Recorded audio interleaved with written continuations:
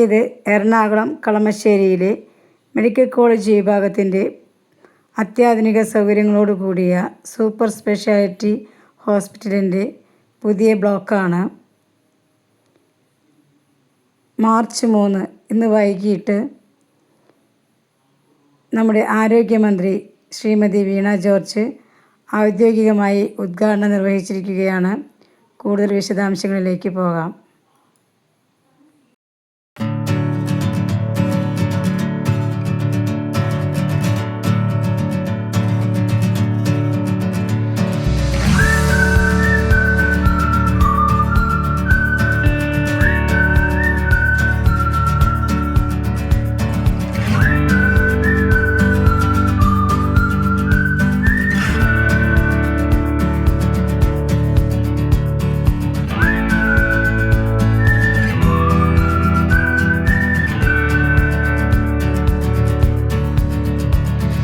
നമ്മുടെ കാറ്റഗറി ഡയറക്ടറും നമ്മുടെ ഡയറക്ടറെല്ലാം നമ്മുടെ ക്ഷണം സ്വീകരിച്ച് ഇവിടെ എത്തിച്ചേർന്നിട്ടുണ്ട്. മറ്റ് വിശിഷ്ട വ്യക്തികൾ, ഡോക്ടേഴ്സ്, സ്റ്റുഡൻസ്, രക്ഷകർത്താക്കൾ, സഹോദരി സഹോദരന്മാരെ, സുഹൃത്തുക്കൾ, വളരെ അഭിമാനകരമായ ഒരു നിമിഷമാണ്.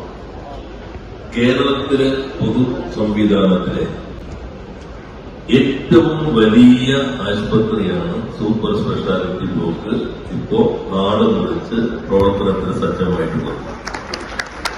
അപ്പോൾ അത് 8.5 ലക്ഷത്തോളം സ്ക്വയർ ഫീറ്റ് ഉള്ളതാണ്.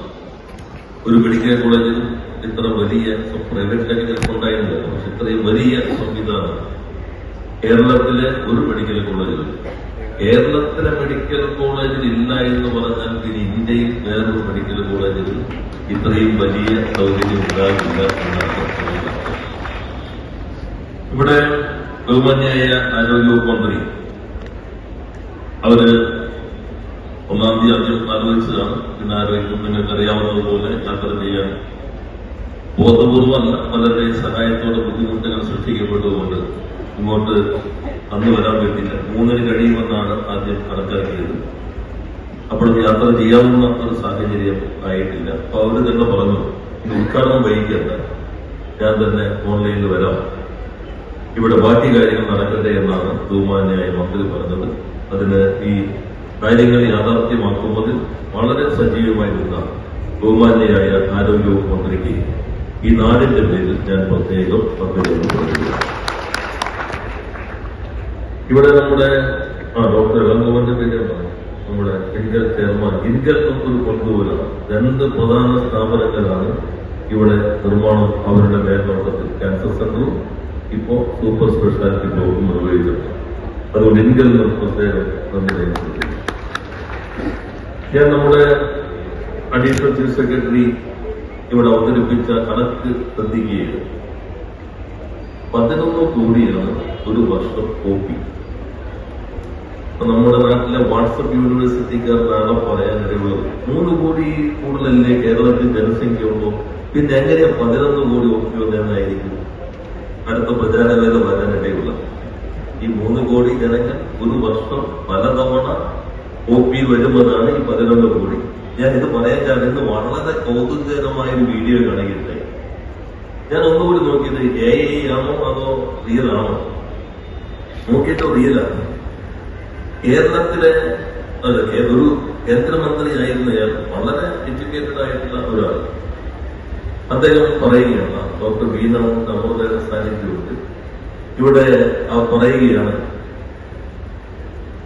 ഇൻഫന്റ് മോർട്ടാലിറ്റി റേറ്റ് 5 എന്നുള്ളത് ചിലർ അഭിമാനപൂർവ്വം പറയുന്നത്. എന്താ അതിന് കാരണം? അതിന് കാരണം ഈ കുട്ടികൾ, അത് ചെറുപ്പക്കാരാണല്ലോ കുഞ്ഞുങ്ങളെ ഉത്പാദിപ്പിക്കുന്നത്, അവരെല്ലാം വിദേശത്തേക്ക് പോവാണ്. ഏറ്റവും കൂടുതൽ ചെറുപ്പക്കാർ കേരളത്തിന് വിദേശത്തേക്ക് പോകുന്നു. അപ്പൊ ആ കോൺടെക്സ്റ്റ് നോക്കുമ്പോ സ്വാഭാവികമായിട്ട് ഇൻഫന്റ് മോർട്ടാലിറ്റി റേറ്റ് കുറയില്ലേ?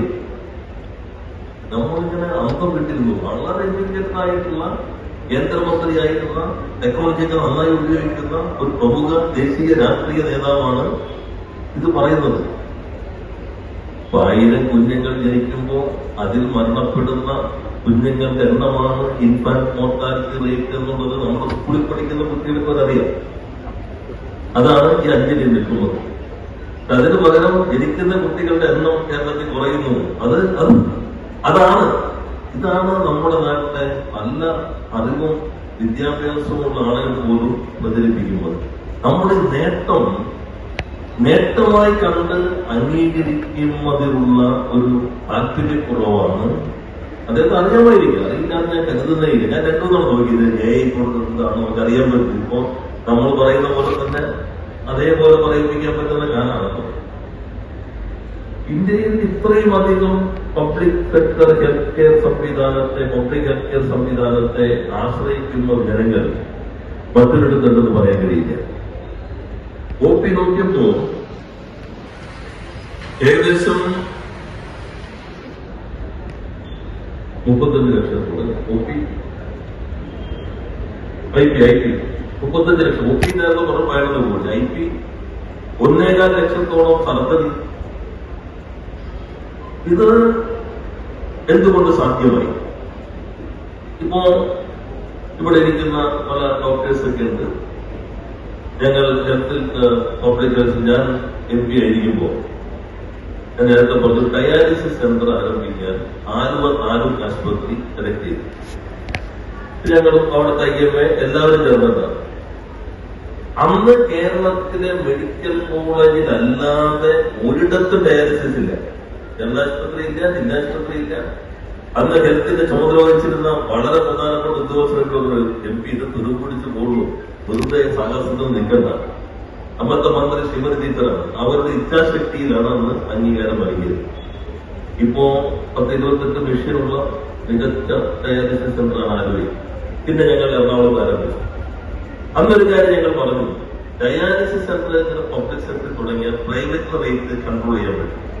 അടുത്ത റേഷൻ കട ഉണ്ടെങ്കിൽ, അല്ലെങ്കിൽ സിവിൽ സപ്ലൈസിന്റെ സ്റ്റോർ ഉണ്ടെങ്കിൽ പൊതു മാർക്കറ്റിന്റെ വില അതിന് ചുറ്റേ കടന്നുള്ളൂ.